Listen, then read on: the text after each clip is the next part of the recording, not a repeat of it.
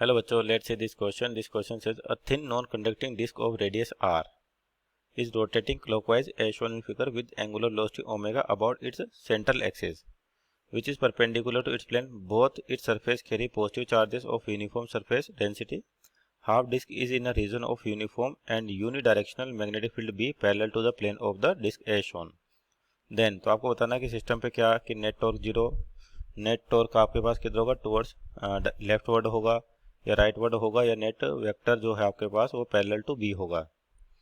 तो यहाँ पर ये डायग्राम दिख रहा है आपको. हाफ डिस्क पे केवल क्या है, मैग्नेटिक फील्ड लग रही है आपके पास, और यहाँ पे दोनों तरफ जो चार्ज डेंसिटी है सेम है. इसका मतलब equal amount of current generate होगा.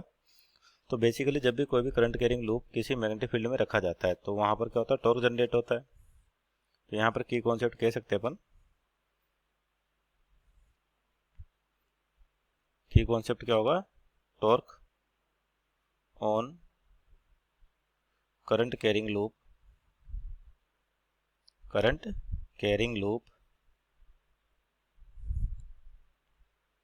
placed in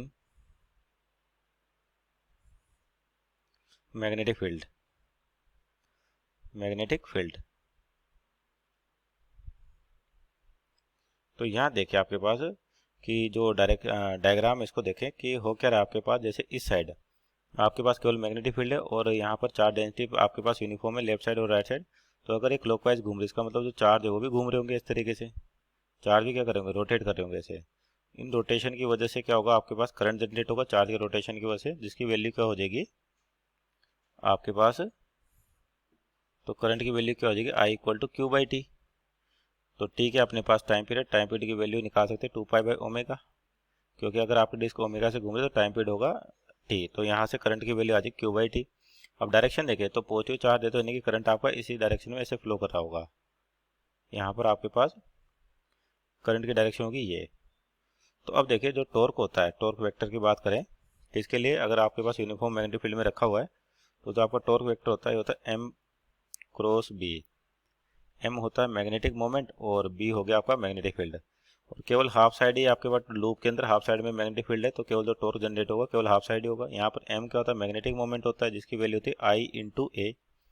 और ये वेक्टर क्वांटिटी है तो इसकी डायरेक्शन कैसे देखते हैं, जिस डायरेक्शन में करंट घूम रहा है उसी डायरेक्शन राइट हैंड की फिंगर्स को कर्ल करें तो थंब होगा राइट हैंड का, वो इसकी डायरेक्शन देगा. तो इसके अकॉर्डिंग देखा तो करंट कैसे घूम रहा है क्लॉकवाइज.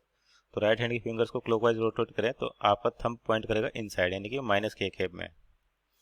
तो यहाँ पर जो मैग्नेटिक मोमेंट है उसकी डायरेक्शन पता है अपने को और फील्ड की डायरेक्शन दे रखी है. तो क्या लिख सकते हैं यहाँ से, आपके पास जो रिजल्टेंट आएगा यानी कि टॉर्क की जो डायरेक्शन आएगी बेसिकली किस पे डिपेंड करेगी, एम क्रॉस बी यानी कि माइनस के कैप इंटू मैग्नेटिक फील्ड कितना है जे डायरेक्शन माइनस जे कैप.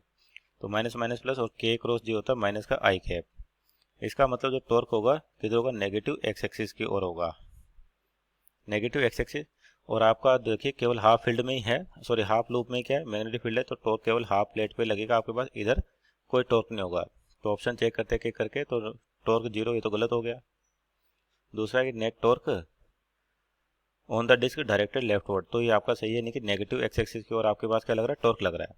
तो ऑप्शन नंबर राइट वर्ड ये भी गलत हो गया, पैरेलल ये भी गलत हो गया. तो ऑप्शन नंबर 2 आपका सही है, that is net torque vector on the disc is directed toward leftward. Hope you understood well. Best of luck.